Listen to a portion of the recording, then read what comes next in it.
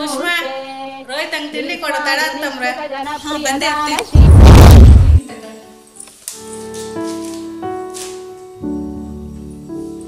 ಸುಷ್ಮಾ ತಿಂಡಿ ಕೊಟ್ಟಿಯ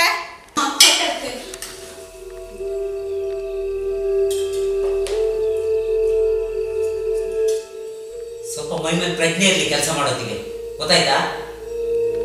sorry miss ಆಗಿ shirt ಮೇಲೆ ಬಿತ್ತು, ಶರ್ಟ್ ವಾಶ್ ಮಾಡಿ ಕೊಡ್ದ.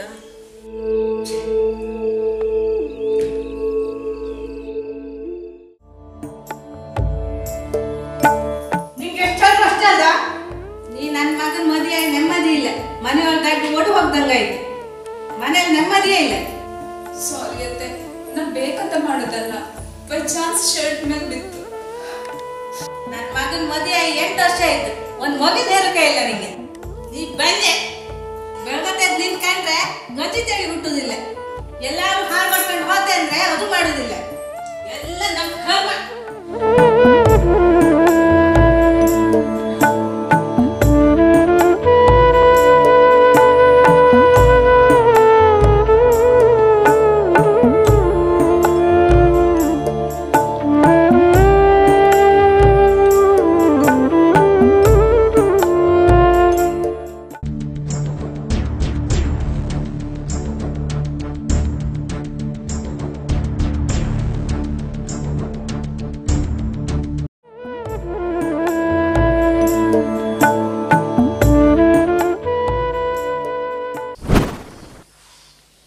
ಏನ್ ಬಹಳ ಅಪರೂಪ, ಇಷ್ಟ ದಿನ ಆದ್ಮೇಲೆ ಬಂದಿರಲ್ಲ ಮನೆ ಕುಡುಕಿಂತ ತಗೊಂಡ್ರೆ ಭಾರಿ ಅಪರೂಪಕ್ಕೆ ಬಂದಿರಲ್ಲ ಮಾರೆ. ಹೆಂಗಿದ್ರಿ ನೀವು? ನಿಮ್ಮನ್ನು ಕಾಣದೆ ಎಷ್ಟು ವರ್ಷ ಆಯ್ತು? ಹೌದು ಮಾರ, ನಿನ್ನ ಮದುವೆಗೆ ಒಂದು ಬಂದೋಯ್ತು ಕಣ, ಅಷ್ಟ್ರ ಮೇಲೆ ಈ ಮದುವೆ ಬಕ್ಕೆ ಇಲ್ಲ. ಅಲ್ಲ ನಿನ್ನ ಮದುವೆ 8 ವರ್ಷ ಆಯ್ತು ಮಾರ. ಹಂಗಾರೆ ನಂಗೆ ನಿನ್ನ ಸಂಸಾರ ಹೆಂಗೆ ನಡೀತಿತ್ತ? ಹೆಂಗಿತ್ತಂದೇಳಿ ಹೇಳೋದು ಮಾರೆ. ಒಳ್ಳೆ ಕೆಲಸ, ಕೈ ತುಂಬ ಸಂಬಳ ಇತ್ತು, ಆಸ್ತಿ ಅಂತಸ್ತಿ ಏನೂ ಕಡಿಮೆ ಇಲ್ಲ. ಆರೆ ಮನಸ್ಸಿನ ನೆಮ್ಮದಿ ಮಾತ್ರ ಇಲ್ಲ ಮಾರೆ.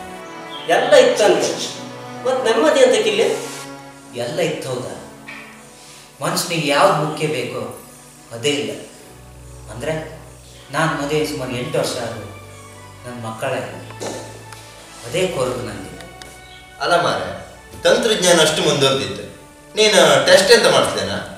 ಎಲ್ಲದೂ ಆಯ್ತಾ, ದೋಷ ಅವಳದಂದೇಳಿ ಡಾಕ್ಟರ್ ಹೇಳಿರು. ಇದನ್ನು ಕೇಳಿ ನಮ್ಮ ಅಮ್ಮ ನೀನು ಬೇರೆ ಮದುವೆ ಮಾಡ್ಕೊ ಅಂದೇಳಿ ಮಸ್ತ್ ರಾಗಲಿ ಮಾಡ್ತಿದ್ದೆ. ನಿನ್ನ ಅಮ್ಮ ಹೇಳೋದು ಸಾಮನೆ ಮಾರ, ನಿಂಗೆ ಬೇರೆ ಮದುವೆ ಆಗಿಲ್ಲತ್ತಲ್ಲ. ನಾನು ಲವ್ ಮಾಡಿ ಮದುವೆ ಅಂತ ಮನೆಗೊಂಚೂರು ಇಷ್ಟ ಇರಲ್ಲ ನಾ ಮದುವೆ ಹಬ್ಬದು ಅಂಥದ್ರಂಗೆ ನಾನೇ ಕೈ ಕೊಟ್ಟರೆ ಅವಳು ಗತಿ ಅಂತ ಇದ್ದೆ. ಇದೆಲ್ಲ ತಪ್ಪಲ್ದಾನ? ಸರಿ ನಿನ್ನಿಷ್ಟ, ನಿನ್ನ ಮನಸ್ಸಿಗೆ ಹ್ಯಾಂಗೆ ಬತ್ತು ಹಂಗೆ ಮಾಡು. ಹಾಯ್ ಪುಟ್ಟ, ತಿಂಡಿ ಆಯ್ತಾ? ನಂದು ಆಯ್ತು. ಪುಟ್ಟ ಸೌಜನ್ಯ ಎಲ್ಲಿ ಹೋಗಿದ್ಲು?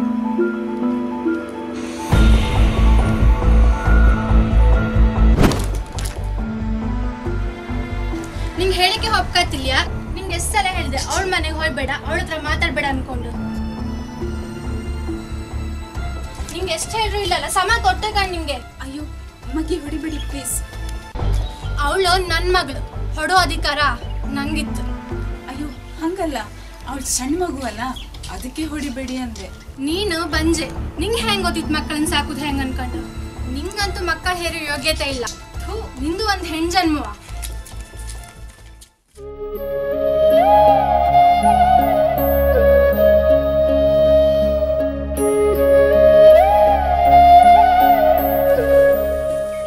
ಈಗಾದ್ರೂ ಗೊತ್ತಾಯ್ತಲ್ದ ನಿಂಗೆ? ಈಗ ಕೇಳ, ಒಂದೇ ನನ್ನ ಮಗನಿಗೆ ಡೈವರ್ಸ್ ಕೊಡು, ಅಲ್ದಿದ್ರೆ ಮನೆ ಬಿಟ್ಟು ಹೋಗು. ಎರಡು ನಿನ್ನ ಹತ್ರ ಆಯಿಲ್ಲ ಅಂದ್ರೆ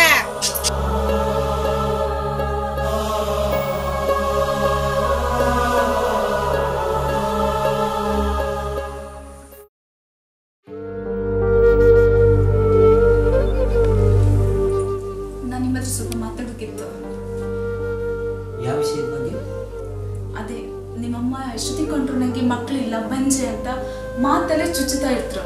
ಅದಲ್ಲದೆ ಎಲ್ಲರ ಹತ್ರನೂ ಹೇಳ್ಕೊಂಡು ತಿರುಗಿದ್ರು. ನನಗದು ಸ್ವಲ್ಪನೂ ಇಷ್ಟ ಆಗ್ತಿಲ್ಲ.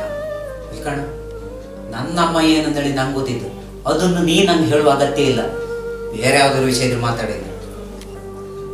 ಹೌದು, ನಿಮ್ಗೆ ನಿಮ್ಮ ಅಮ್ಮ ಮಾಡಿದ್ದೆ ಸರಿ, ನಾನು ಎಂತ ಮಾಡೋದು ತಪ್ಪೆ. ಈಗ ನಾನು ಮತ್ತೆ ಮತ್ತೆ ಕೇಳಬೇಡ ನೀನು. ನಿಮ್ಮಮ್ಮ ಎಂತ ಹಿಂಸಂತ ನಂಗೂ ಗೊತ್ತು.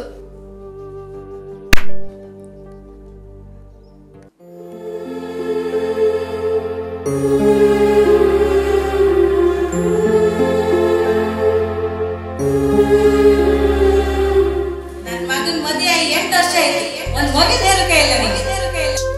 ನಿಂದು ಒಂದು ಹೆಣ್ಜನ್ಮ. ಬೆಳಗತ್ತೆ ನಿನ್ ಕಂಡ್ರೆ ಗಂಜಿತೇಳಿ ಹುಟ್ಟುದಿಲ್ಲ. ನೀನು ಬಂಜೆ, ನಿಂಗೆ ಹೆಂಗ್ ಗೊತ್ತಿತ್ತು ಮಕ್ಕಳನ್ನ ಸಾಕುದು ಹೆಂಗ್ ಅನ್ಕೊಂಡ? ನೀ ಬಂದೆ.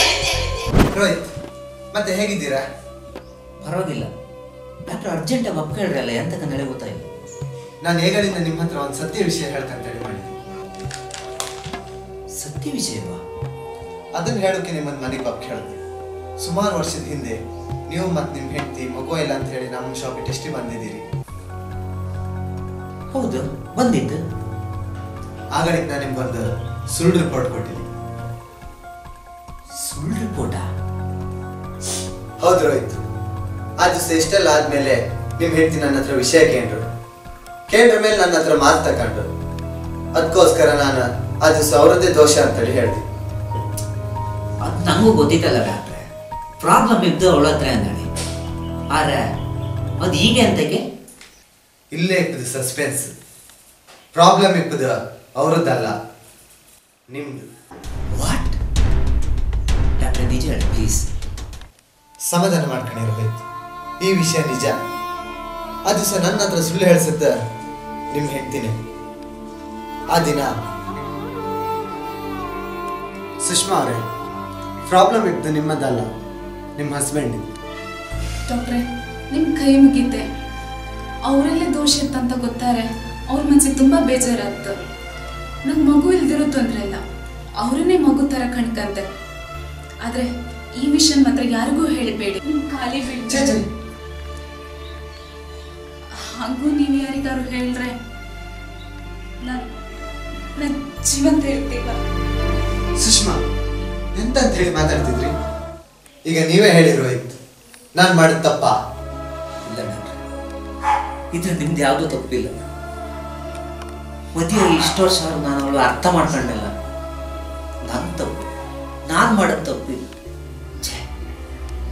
ಮೊಗ್ಗಿನಂತ ಮನ್ಸಿಗೆ ನಾನು ಅರ್ಥ ಮಾಡ್ಕೊಂಡು ಅವಳಿಗೆ ಗೋಳ್ ಕೊಟ್ಟಿನ. ಇಲ್ಲ, ನಾನು ಈಗಲೇ ಹೋಯ್ ಅವಳು ಕೈ ಕಲ್ಲಾರು ಹಿಡಿದು ನಾ ಕ್ಷಮೆ ಕೇಳ್ತು. ಇಲ್ಲಿ ನನ್ನ ಮನಸ್ಸಿನ ನೆಮ್ಮದಿ ಇಲ್ಲ ಡಾಕ್ಟ್ರೆ. ಸರಿ ಡಾಕ್ಟ್ರೆ, ಹಂಗಾರೆ ನಾನು ಬಂದೆ.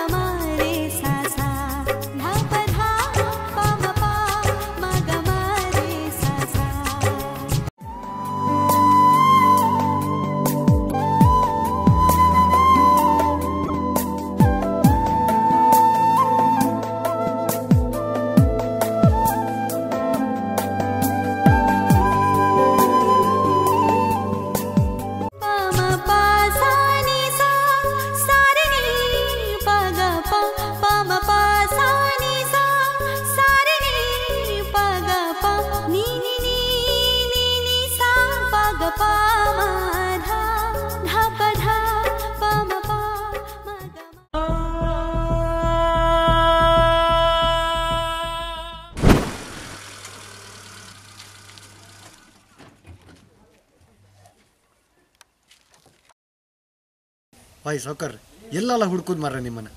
ಬೆಳಗ್ಗೆಯಿಂದ ಹುಡುಕಿ ಸಾಕಾಯ್ತು. ಒಂಚೂರು ಇಲ್ಲೇ ಹೋಯ್ಬಪ್ಪ ಬನ್ನಿ. ನಂಗೆ ಹೆಂಡತಿ ಹತ್ರ ಒಂಚೂರು ಮಾತಾಡೋಕಿತ್ತು. ಅಲ್ಲ ನೀವು ಮಾತಾಡೋದು ಎಂತ ಇದ್ರು ಕಡಿಮೆ ಮಾತಾಡಲಿ. ಈಗ ಒಂಚೂರು ಅರ್ಜೆಂಟ್ ಬನ್ನಿ ಹಾಪ.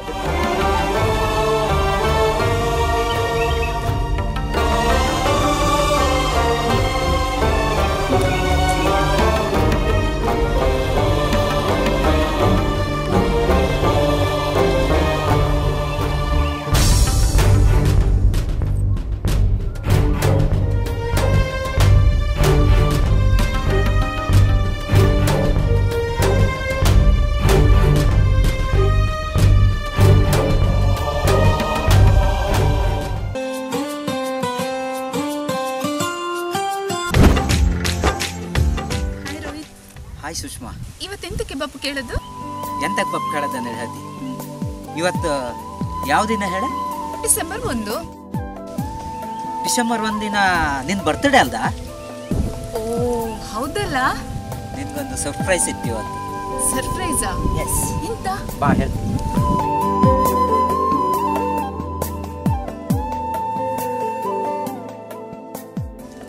ಕಣ್ಣು ಮುಚ್ಕೊಂಡೀನ?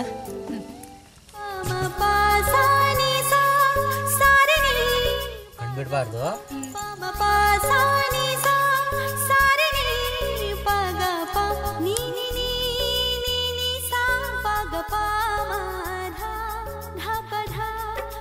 ಈಗ ಕಣ್ಬಿಡ್ ನೀನು.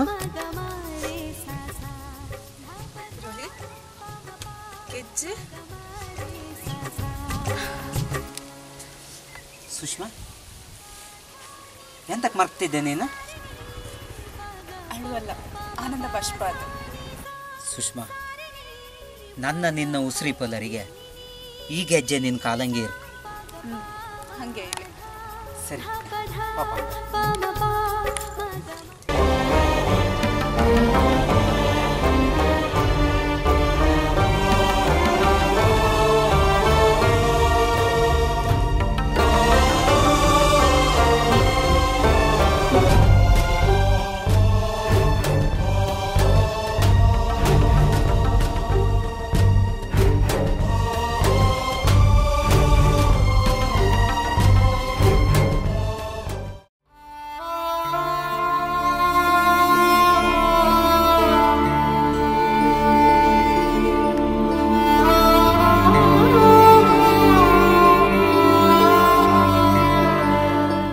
ಮಾಡುವತ್ತಿಗೆ ಅವಳು ಬೇಕಾಯ್ತು ನಿಂಗೆ, ಈಗ ಅವಳು ಬೇಡ ಆಯ್ತು ನಿಂಗೆ. ಅಲ್ಲ ಅದು ನಿಂದು ಒಂದು ಜಲ್ಮನ.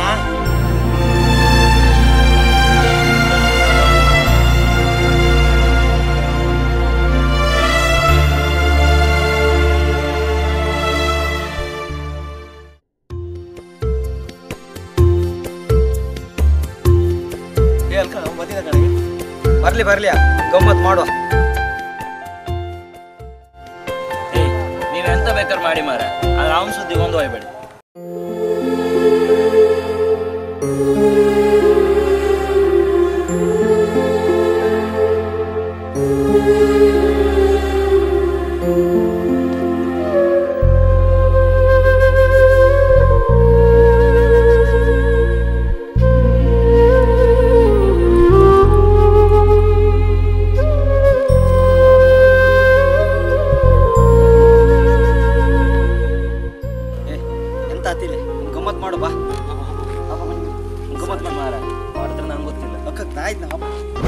ಏ ಹುಚ್ಚ ಕಾಲ್ಚೇನ್ ಕೊಡ.